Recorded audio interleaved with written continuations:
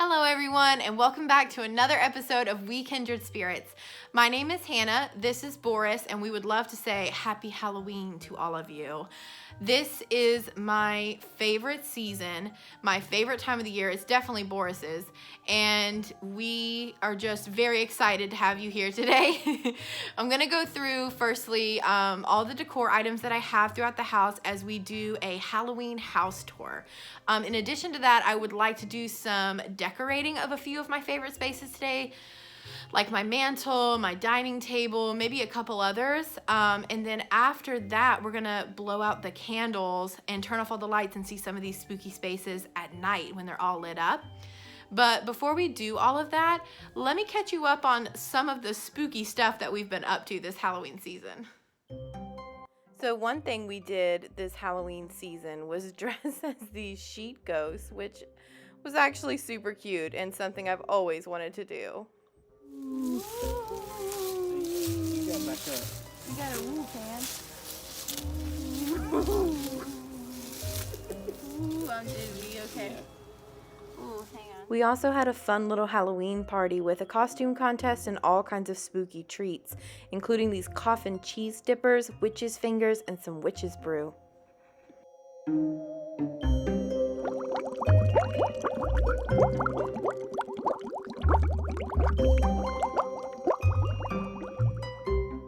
One of my favorite things that we did this year was this classic 80s horror movie trope photo shoot where I was the final girl and Cam was the killer.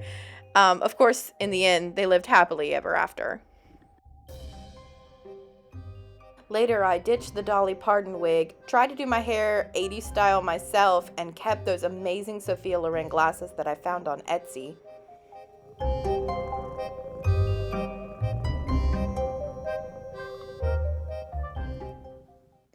Okay, finally time to decorate. I have my mantle all cleaned off, and I'm going to start with this beautiful mantle scarf from Spirit with this pair of crows on it and a pair of bat candle holders as well. The branchy trees are from Target, and the Old English banner I actually made myself a few years back. This bell jar is also from Target, and then after that I'm going to start filling it in with black pieces like this palmistry hand and this crow and this pair of rats.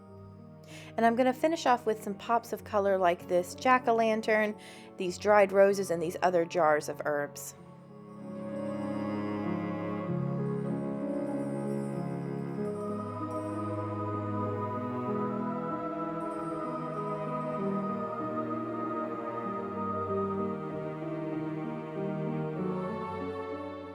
I'm going to start with a glass cake stand, and then I'm going to use a valance curtain actually, which is kind of lacy, to wrap around it. And then after that I'm going to start adding some creepy cloths and nettings, things like that, to try to give it like a smoky look on the table. On top of the cake stand, I'm going to add this beautiful cage that I found at Michael's this year, and this frog that I found at Michael's last year, which is supposed to be like a bad ex-boyfriend that's been turned into a frog, or that's his story. And then I'm going to take some of these books, which I've thrifted over the years, and make stacks on either side to create some height.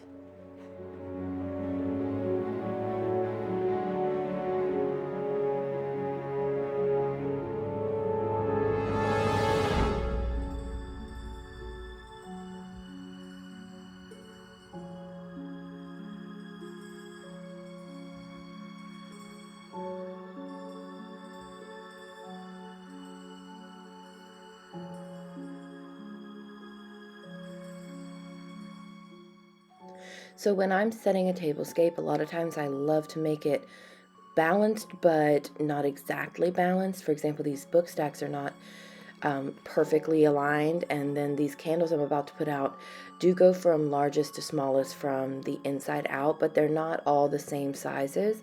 And I kind of wanted it to have this cathedral-like feel with these pillar candles. After that, I'm going to add these beautiful candlestick holders that I thrifted, and I actually went for these really tall magenta candlesticks. I think it adds great height to the table. Next, I'm going to add this Poe Poems book that's been handed down in my family and have it opened to the fall of the House of Usher, of course. I also added these vases in the back that were lamps that I thrifted and disassembled, and I finished with some black branches and some cobwebs.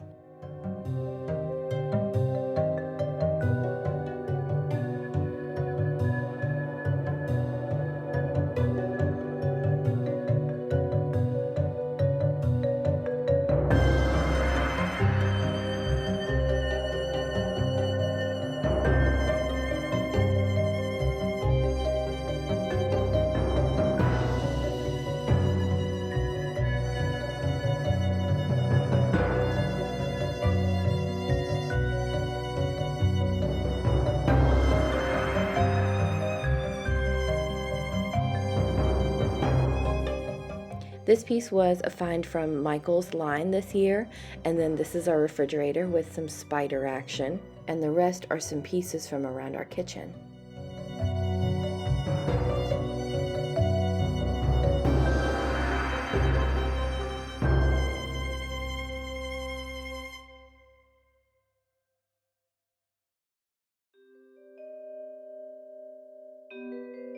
Okay, on to decorating our sitting area. I'm gonna add some blankets and pillows first.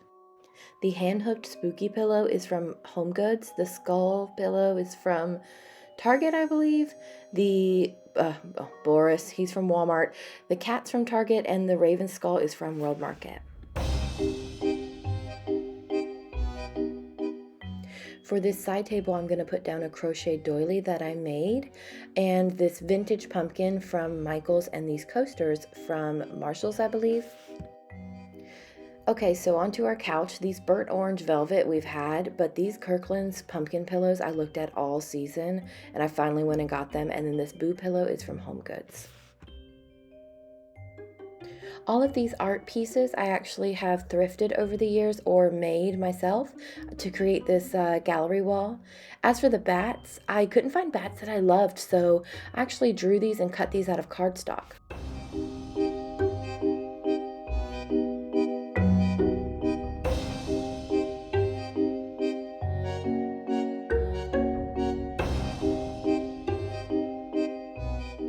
And the moon is something I painted a few years back using acrylic and wax.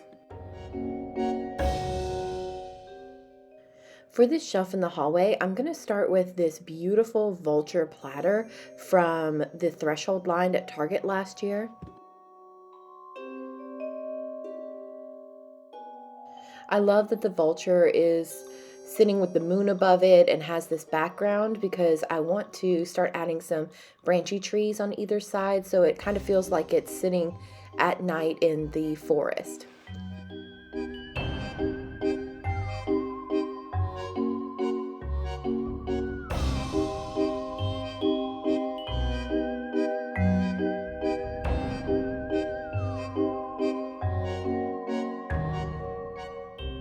Next, I'm going to add some candles on either side, and then in the middle, I plan to put this really beautiful black skull with this metallic snake kind of crawling in and out of it.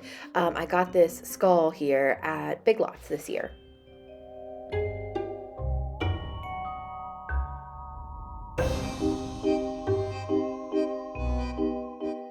I made this wreath this year by getting a grapevine wreath and spray painting it this muted pink or dusty pink, and then I used cobwebs and spray painted these little spiders gold as well. For the front table in the foyer, I'm going to actually use another mantle scarf, but this time I'm going to use it as a tablecloth. And then I'm going to add this tarot card-esque garland that I got from Spirit Halloween a couple years back. Then I'm adding some light up pumpkins. The one on the left is my favorite Halloween decoration of them all. It has so much sentimentality. We've had it since I was a little girl, and my mom let me take it with me when I moved out. Then I'm adding a paper doily and a candelabra from Target. This potions piece is from Target as well, and this witch that I'm going to add is from HomeGoods, and you might recognize something here, our spider sconces from the last video. Underneath, I have a stack of some heirloom pumpkins and these beautiful ceramic pieces that I usually keep out all year round. I didn't do too much to the bedroom. I added this jack-o'-lantern, which I love because you can see it down the hallway. And then this is actually a tablecloth that I added to the bed. I do feel like this is a good representation of my style, which is hard to define. It's kind of like an eclectic grandma meets cottagecore meets spooky haunted house and about 1,000 other things. In our guest bathroom, we have this really cool piece up top that was given to me as a gift, and then below that is this embroidered hand towel with beetles and spiders from Joann's. This is a piece that I got from an antique store. It's a 1960s paper decoration. I just love this. In our office, we have a couple of light up jack-o'-lanterns, this Halloween garland, and some of the pieces from our 80s Killer and Final Girl photo shoot. I had to add some more spooky to our bedroom, so I added some more of these paper bats here, looking from the bedroom into the bathroom. A couple of the pieces that I'll point out here is the Happy Halloween sign. I love this one from Michaels, the cat pumpkin from TJ Maxx, and this beautiful bathroom mat from Kohl's.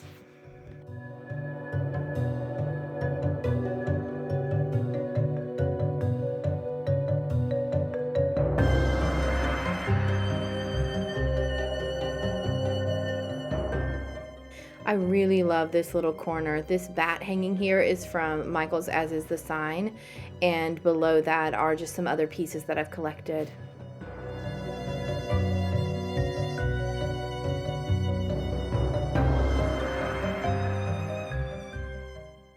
And now it's time to go lights out and see what some of these spaces look like at night.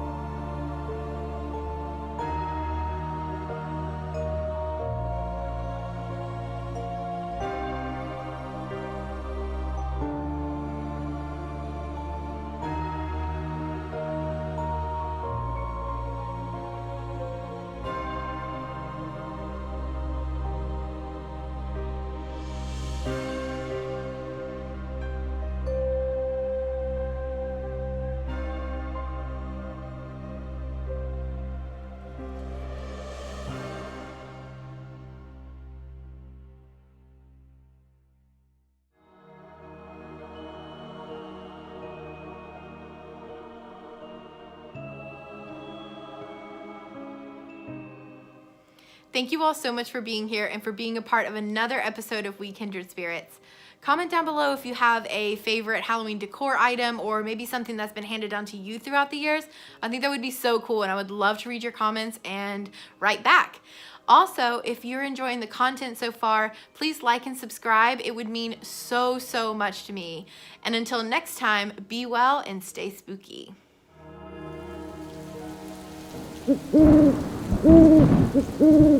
Ooh.